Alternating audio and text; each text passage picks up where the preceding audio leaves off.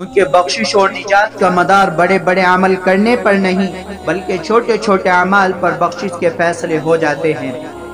حضرت امام احمد بن حنبل رحمۃ اللہ علیہ کے مکان کے سامنے ایک لوہار رہتا تھا۔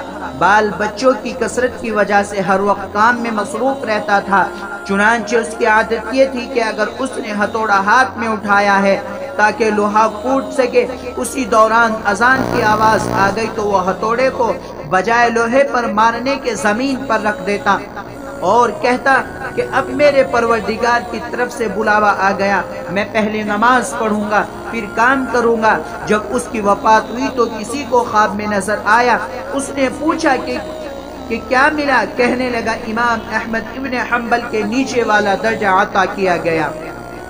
اس نے پوچھا کہ تمہارا علم و عمل تو اتنا نہیں تھا؟ تو اس نے جواب دیا کہ میں اللہ کے نام کا ادب کرتا تھا اور اذان کی آواز سنتے ہی کام روک دیتا تھا تاکہ نماز ادا کروں، اس وجہ سے اللہ رب العزت نے مجھ پر مہربانی فرما دی ہے۔ اس لیے دوستو، اللہ تبارک و تعالیٰ کی ذات بے نیاز ہے، ذرہ نواز ہے، وہ چھوٹی چھوٹی خدمات پر نواز دیتے ہیں۔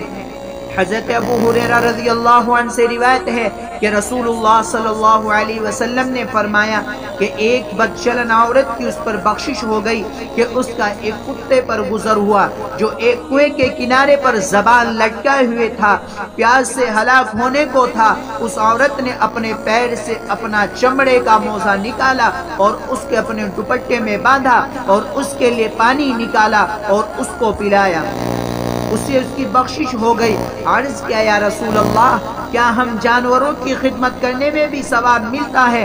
آپ صلی اللہ علیہ وسلم نے فرمایا جتنے کلیجے والے ہیں یعنی جاندار ہیں ان سب کی خدمت کرنے میں ثواب ملتا ہے۔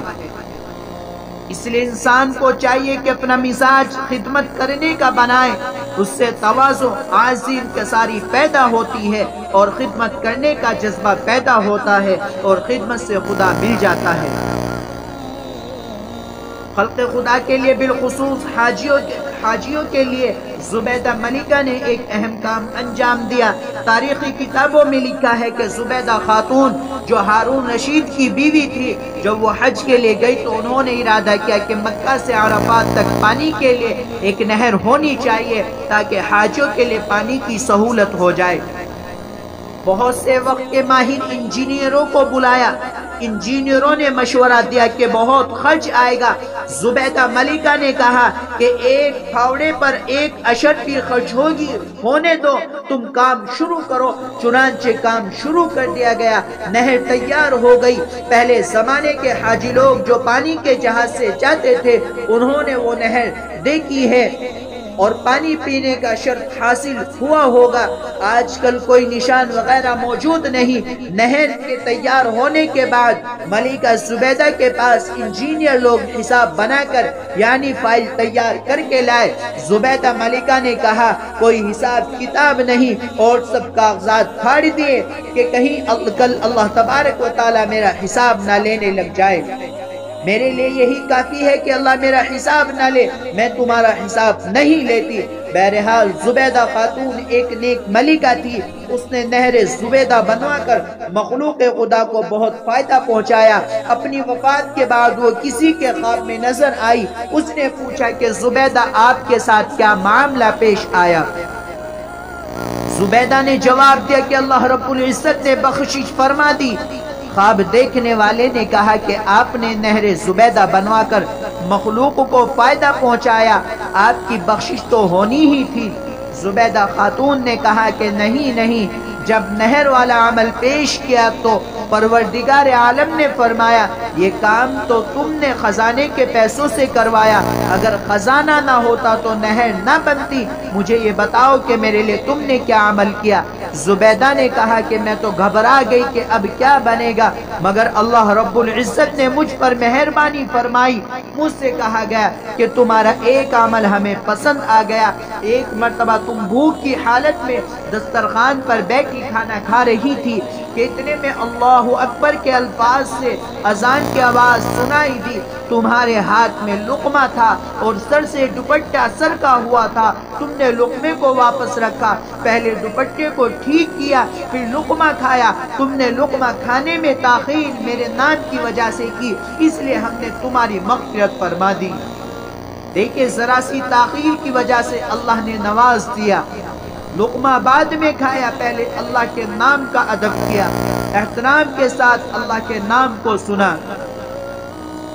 آج ہم بھی اپنے معاشرے کے اندر دیکھیں، ہم بھی اپنا محاسبہ لیں، ہم بھی اپنے گھروں کے اندر دیکھیں کہ آج کل ہماری مائیں اور بہنیں کس حال میں ہیں۔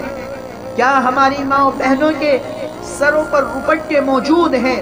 نہیں، ہماری مائیں بہنیں ننگے سر کھا پی رہی ہیں، ننگے سر رہنا ایک فیشن بنا لیا گیا ہے۔ ماں بھی خوش ہو رہی ہے، ابا بھی خوش ہے، بھائی بھی خوش ہو رہا ہے کہ ہماری بہن ماڈرن بنی ہوئی ہے، شوہر بھی خوش ہو رہا ہے کہ میری بیوی ماڈرن بنی ہوئی ہے، حالانکہ اللہ کے نبی صلی اللہ علیہ وسلم کی بڑی سخت وعید ہے، فرمایا جو عورتیں گھروں میں ننگے سر رہتی ہیں ان گھروں میں رحمت کے فرشتے نہیں آتے۔ کتنی بڑی محرومی کی بات ہے۔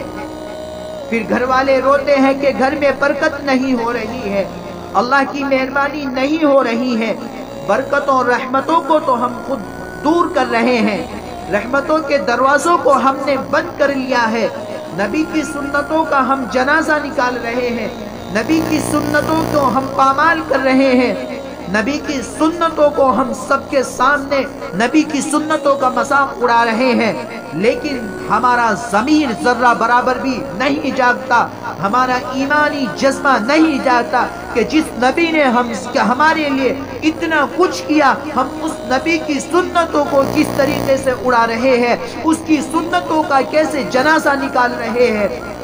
نبی کریم صلی اللہ علیہ وسلم کی سنتوں کی ادائیگی کی کوئی فکر نہیں ہو رہی ہے، ورنہ اگر ہم نبی کی سنتوں کے مطابق زندگی گزاریں گے تو ہم ہر اعتبار سے مال و مال ہو جائیں گے، ہم دنیا اور آخرت دونوں میں کامیاب ہو جائیں گے، ہمارے گھر رحمتوں اور برکتوں سے منور ہو جائیں گے۔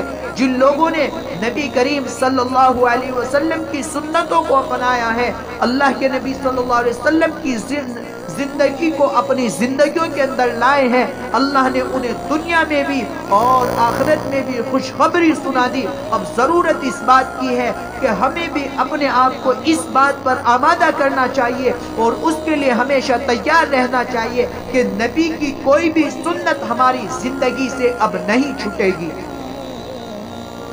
اگر ہم نبی کی سنتوں کو زندہ کریں گے، یاد رکھو تو ہمارے خود اتنے فائدے ہیں کہ ہم سوچ بھی نہیں سکتے۔ واقعات بہت ایسے ہیں کہ جن سے ایمان تر و تازہ ہوتا ہے، جن کے پڑھنے اور سننے سے ایمان تر و تازہ ہوتا ہے کہ اللہ کے نبی صلی اللہ علیہ وسلم کی مجلس لگی ہوئی ہے، ایک یہودی آ کر